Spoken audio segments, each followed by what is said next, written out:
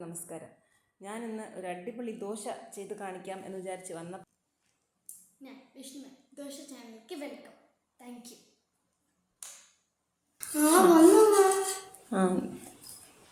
Very good. Super.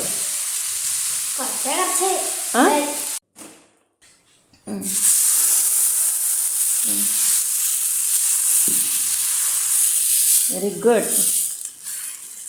Actually ഞാൻ first ടൈമാണ് അമ്മയുടെ കൂടെ ഇതെല്ലാം പഠിച്ചത്.